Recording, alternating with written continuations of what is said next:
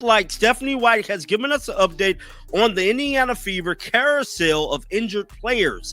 Guys, for this one here, the truth about Caitlin Clark's return is so insane that it took 2 black eyes and a teammate's devastating injury to force the league's hand. What I'm about to show you has been hidden behind coach speak and PR statements for weeks. And by the end of this video, you'll understand why the entire WNBA was panicking behind closed doors. This wasn't just about a player coming back from an injury. This was about saving a season, silencing an army of critics, and preventing an economic catastrophe for the league itself. Stay with me, because the details Coach Stephanie White accidentally revealed are explosive. Last time we talked here, you was here, we talked about the positioning. You said toughest position is point guard.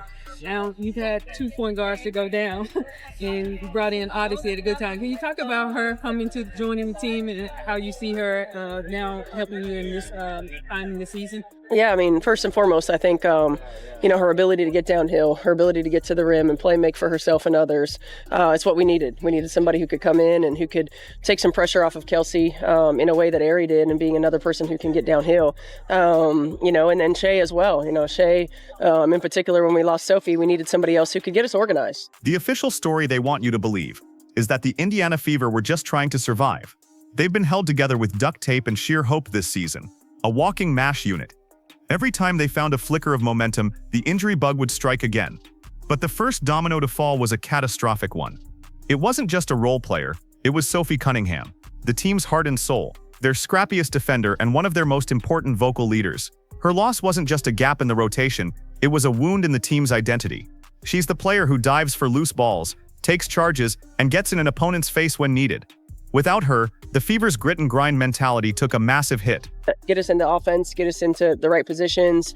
So it's always hard when you lose point guards, and for us, now this is the think about Caitlin and her not being back yet, and Ari and Sid, having Odyssey and Shea coming in at this time of year is tough, and I think that they've both answered the call. Here's where it gets absolutely insane. Just as the team was trying to absorb the shock of losing Cunningham, Lexie Hull took a brutal shot to the head in a game. Instead of complaining or demanding time off, she developed 2 massive dark black eyes and became a walking, talking symbol of perseverance. Her face looked like she'd just gone 10 rounds with a heavyweight, but she flat out refused to sit out. She was tougher than half the league combined, and this is the part that nobody saw coming. She later admitted her first thought was worrying about a photo shoot she had scheduled, joking that the cameras would have to fix the rest in post-production. That's the kind of heart this team was running on. Broken, bruised, but never beaten. Lexie, obviously, she had that big down in her head on Tuesday and it's developed into those 2 black eyes. Just what was your reaction seeing that develop? I mean, just smiling, really, and every time I see her, I'm like, oh, poor Lexie. But I think it really epitomizes Lexie's toughness when you look at her and you see those 2 black eyes. I mean, she is tough as nails. She plays all out every possession all the time.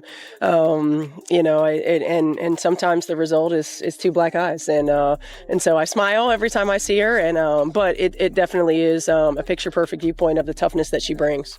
But even with Hull turning into Rocky Balboa, the Fever were bleeding bodies. With Ari McDonald also unavailable, the rotation was a patchwork quilt of desperation signings and overworked starters. The pressure didn't just fall on the role players. It landed squarely on the shoulders of one person, Kelsey Mitchell. Suddenly, the veteran guard was asked to do everything. She had to be the primary scorer, the main ball handler, and the offensive engine, all while facing defenses that knew she was the only consistent perimeter threat. The offense became predictable and one-dimensional. Teams would load up on Mitchell, forcing the ball out of her hands, and daring anyone else to beat them. It was an impossible burden, and you could see the frustration mounting. Because it's not doing great. I wish this was a filter. But this is insane. This is what I look like. Oh, and there's Lexie Hull. You can see both of her eyes. This forced simplicity didn't just frustrate the coaches. It created a blueprint for every opponent on their schedule. The scouting report on the Clarkless Fever was brutally simple. Pack the paint, suffocate Aaliyah Boston, and make Kelsey Mitchell work for every single point. There was no fear of a 30-foot pull-up three-pointer. There was no threat of a no-look pass that could split a defense in half. The court effectively shrunk for Indiana, and their offense, which had shown flashes of brilliance with Clark, devolved into a slow, grinding, and often ineffective struggle. The team's margin for error, as Coach White admitted, was 0, and perhaps no player felt the weight of Clark's absence more than the Fever's other franchise cornerstone, Aaliyah Boston. Without Clark's gravity pulling defenders out to the perimeter, Boston was living in a crowded phone booth in the paint. She was facing constant double and even triple teams, getting battered and bruised every time she touched the ball. Her efficiency dropped, her frustration grew, and a player who was supposed to be an MVP candidate looked mortal. This is the hidden detail that creates the aha moment. Caitlin Clark's return isn't just about her own stats, it's about unlocking the true potential of Aaliyah Boston and making the Fever's inside-out game unstoppable again. The physicality of the game. We also talked about that last time you were here, and it seems like it's still an ongoing discussion going on around the league. How are you now handling it as far as managing with the team, getting them prepared with some of the officiating or some of the play? What are you telling them as the message moving forward? I think the message for us is control. We can control. We can't control how the game is called. We can control how we play it. And so being disciplined, defending without fouling, making opponents hit tough shots, and understanding that, these are the best players in the world. Sometimes we have to live with them hitting tough shots. And so just being a little bit more disciplined in terms of how we're playing, on the defensive end in particular, and then continuing to be aggressive on the offensive end. We can't shy away from contact. We have to go into and invite contact. This is the exact moment all eyes turned to Caitlin Clark.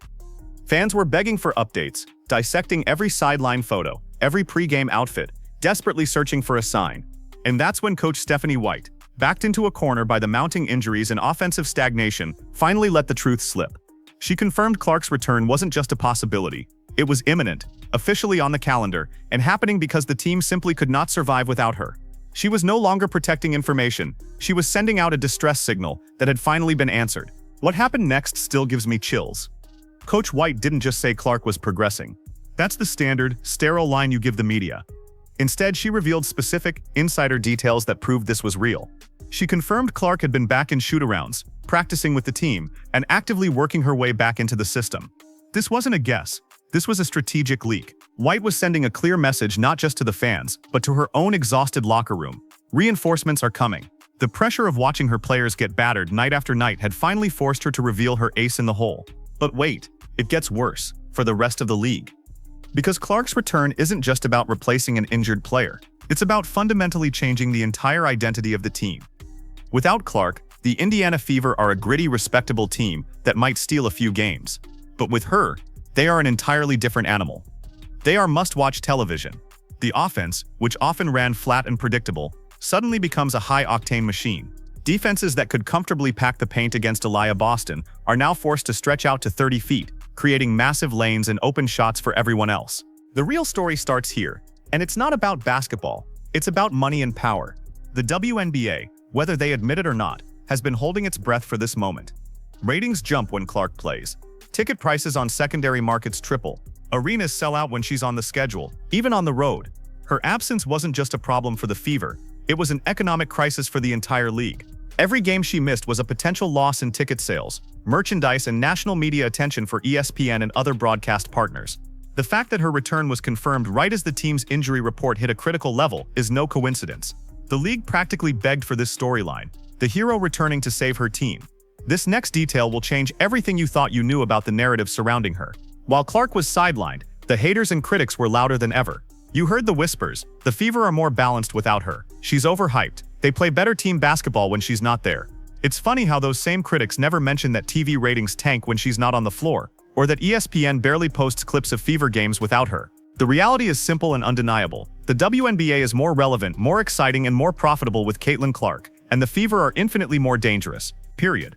What I discovered next proves just how calculated this all was. Coach White spoke about having to simplify the playbook because of all the roster changes, bringing in players like Odyssey Sims on short notice. That's coach speak for, I've been playing checkers because I don't have my queen. She admitted their margin for error was 0. With Clark back, they can finally get back to their real system. This isn't just about adding a scorer. It's about unlocking the team's entire offensive potential that has been sitting dormant, waiting for its star quarterback to return. The evidence was hiding in plain sight, in the faces of her teammates. Think about Lexie Hull, playing with her face rearranged, Sophie Cunningham, providing leadership from the bench, Kelsey Mitchell carrying an impossible offensive load. What does it mean to them when Clark steps back onto that court? It means hope. It means relief. It means they're no longer just trying to survive. They're back to competing at full strength. It's an emotional and psychological lift that you can't measure in a box score, and it's what turns a desperate team into a dangerous one. And here's the part that should terrify every other team in the playoff hunt. Clark isn't just returning. She's returning with a massive chip on her shoulder.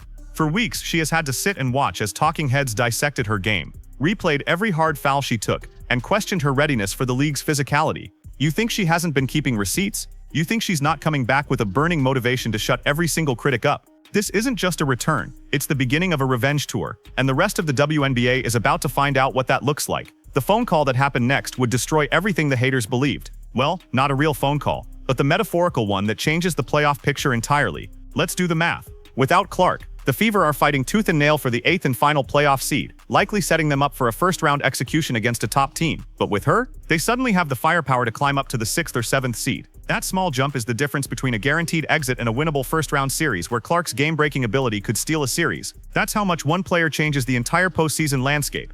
We've uncovered the injuries, the coach's desperation, and the league's economic panic.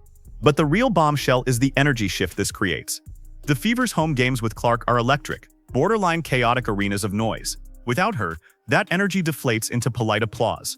The return of Clark is the return of the Fever's sixth man, their deafening home crowd. That intangible boost, that pressure on opponents, is the kind of advantage that flips close games and makes a good team great. This is season-defining, league-shifting, and the absolute worst-case scenario for everyone who was hoping she would just fade away. The golden ticket is back, and the show is about to begin.